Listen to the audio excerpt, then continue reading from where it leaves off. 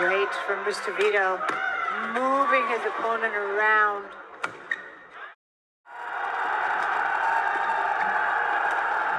And he does it. Halo Sobat BP. Cesar Hiren Rustavito kini menjadi perbincangan hangat di kalangan badminton lovers Indonesia.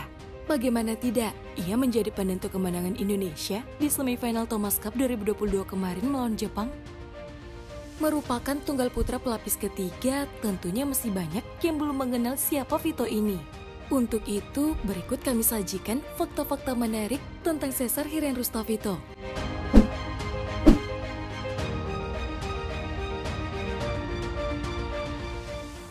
Pria yang kerap disapa Vito ini memanglah gemar berolahraga ketika waktu masih kecil. Tak tanggung-tanggung, ia mempunyai 3 hobi, yakni sepak bola, bulu tangkis, dan renang. Namun karena alasan tertentu, ia akhirnya terjun ke dunia pertepuk buluan.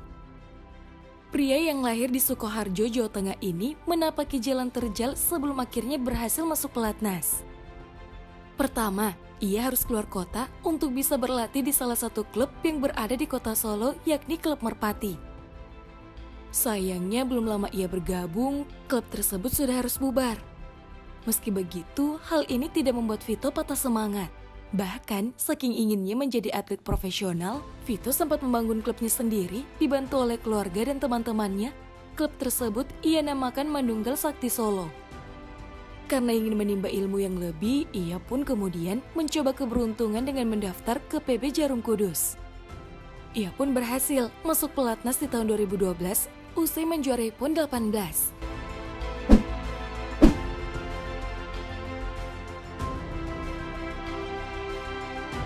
Berbagai pihak mengharapkan bahwa Vito bisa menjadi masa depan tunggal putra Indonesia ketika dirinya menjuarai PON di 2012 dan berhasil masuk pelatnas. Namun Vito sempat menghilang dan vakum sekitar tahun 2015. Hal tersebut lantaran dirinya mengalami sakit dan depresi sehingga keluar dari pelatnas untuk proses penyembuhan. Setelah pulih sepenuhnya, Vito kembali ke PB Jarum dan berhasil mengeluarkan performa terbaiknya hingga dirinya bisa kembali ke pelatnas pada tahun 2019.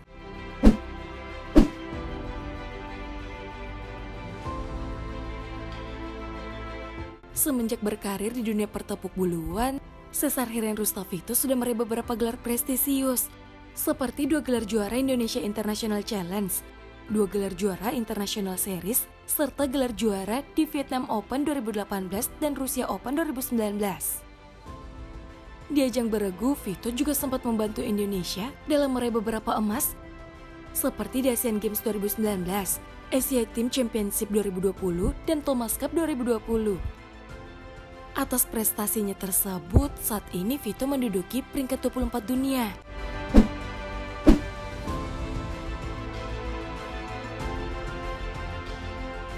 Sebelum lindan gantung raket, nama Cesar Hiren Rustavito disebut-sebut sebagai perusak dominasi atlet bintang 5 asal Cina itu. Sebab ia menjadi satu-satunya pebulu tangkis tunggal putra Indonesia yang memiliki keunggulan head-to-head atas legenda hidup itu. Terakhir pertemuan keduanya terjadi di Thailand Open 2019 yang dimenangkan Vito dalam laga rubber game 12-21, 21-15, dan 21-10.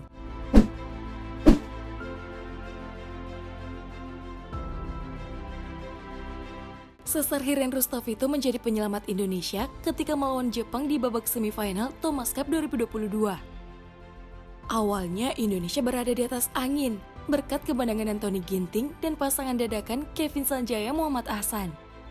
Namun kekalahan Fajar Alfian, Rian Ardianto, dan Jonathan Christie membuat Jepang menyamakan kedudukan menjadi 2-2.